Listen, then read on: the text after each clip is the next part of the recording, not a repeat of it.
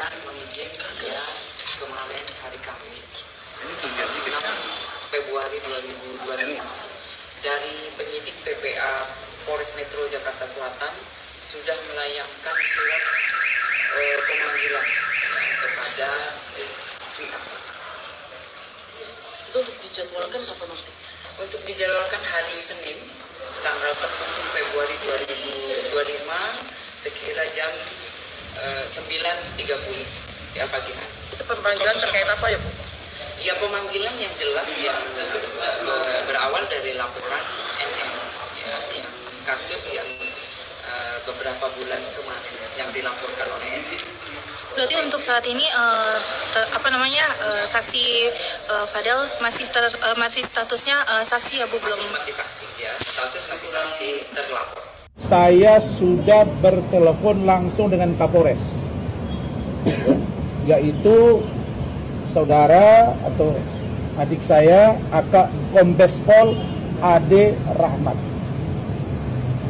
Beliau menyampaikan kepada saya bahwa insya Allah hari ini surat ditandatangani untuk pemanggilan saudari Nikita Mirzani.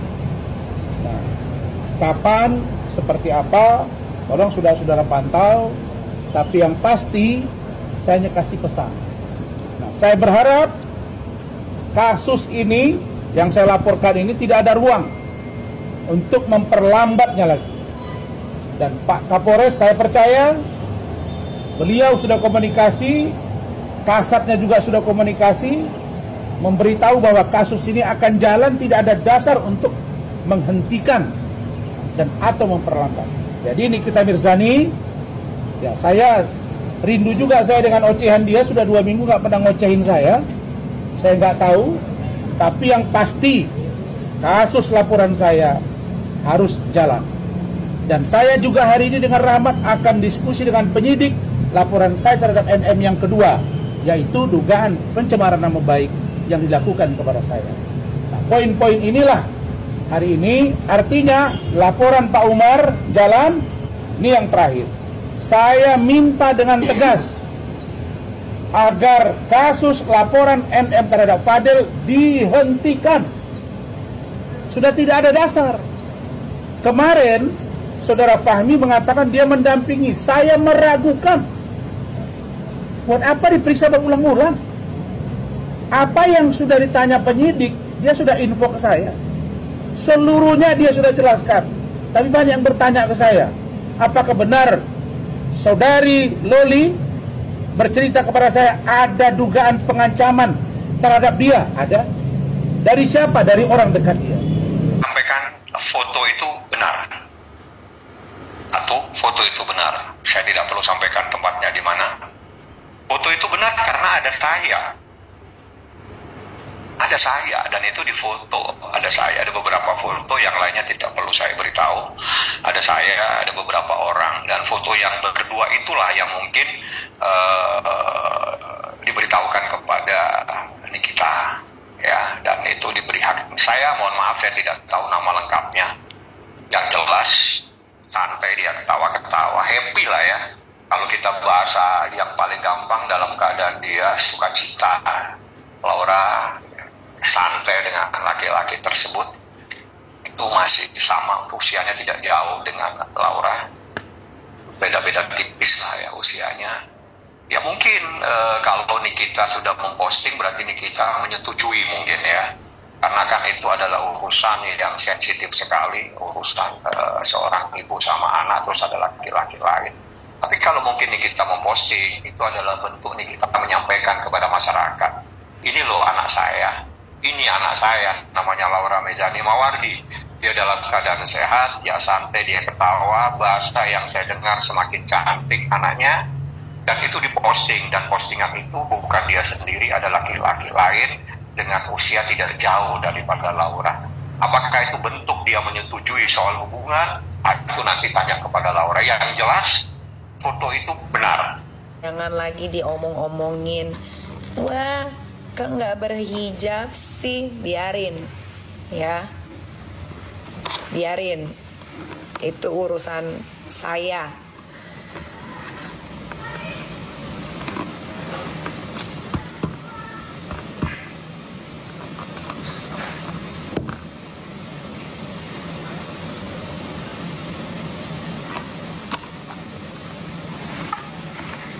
Karena mungkin dia memakai hijab dulu juga bukan nggak ngerti ya kenapa Laura dulu memakai hijab. Ya mungkin karena dari hatinya atau mungkin karena satu dan lain hal. Saya tidak mau menanyakan itu.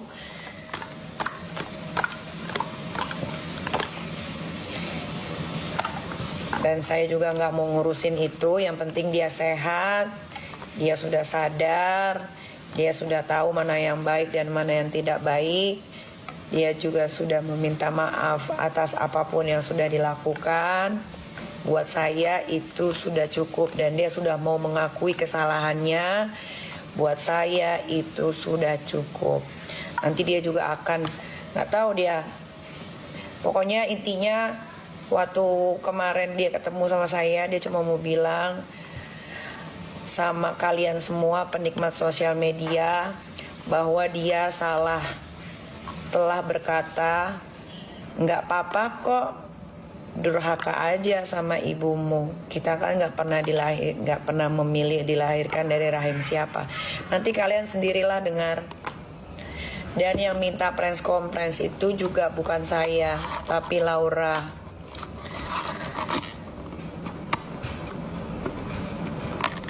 Tapi Laura yang minta.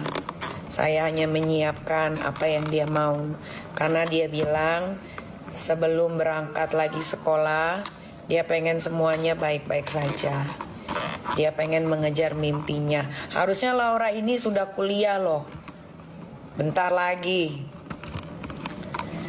Dan yakin dia pasti bisa keterima di kampus-kampus terkemuka, terbagus di London. Atau di negara-negara manapun yang dia mau.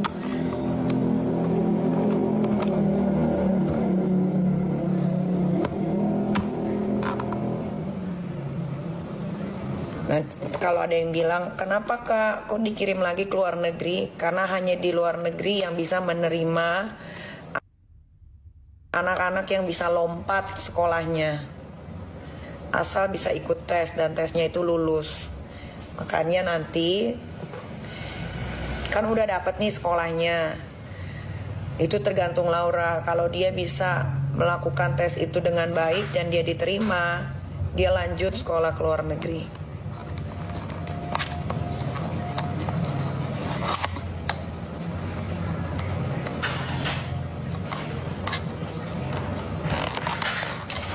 Kapankah Laura bakal berbicara minggu depan?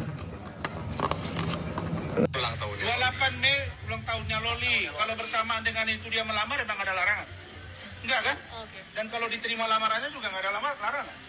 Gue heran sama nih pengacara satu. Heboh dikit-dikit kejodohin antara si Pergedel sama si Loli. Ini pakai bilang mau ngelamarin Loli buat Fadel di ulang tahunnya Loli dan ketika usianya udah 18 tahun. Kenapa nggak ngurusin kasus ente aja bang? Kenapa harus perjodohan itu? Gak ada pembahasan lain kah? Ada apa ini? Gue bingung nih pokoknya. Ntar perkara Loli punya pacar baru, dikirimin foto sama orang, dikiranya hoax. Langsung dibahas. Terus urusan ente apa bang? Gue kadang ngakak sendiri gitu. Lagian baru kali ini gue ngeliat orang kayak Pergedel ini enak banget. Kenapa bisa begitu? Lo lihat waktu dia wawancarain, selengean anjir, cengenges, cengar-cengir kayak orang gak ada dosa gitu. Kayaknya mereka berdua ini kesenangan kalau disilaturahmin sama netizen Indonesia deh. Karena dari awal yang dibahas itu perjodohan Loli ame Pergedel.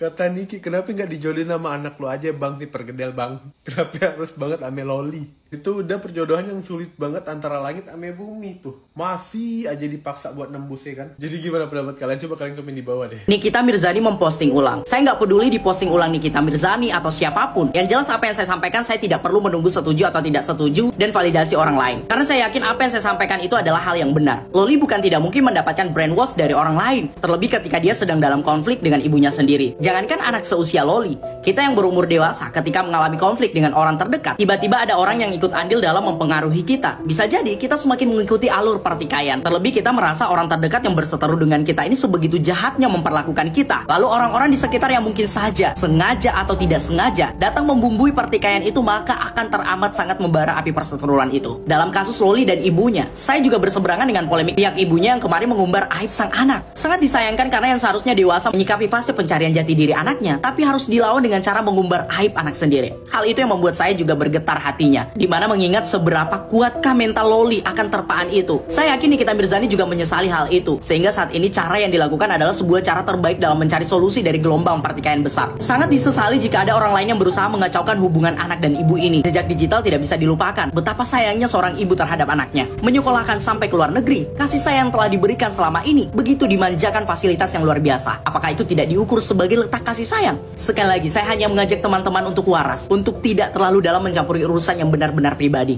Kita tidak hidup 24 jam sama mereka. Termasuk media yang kadang mencari informasi terlalu dalam. Sudah kerana privasi.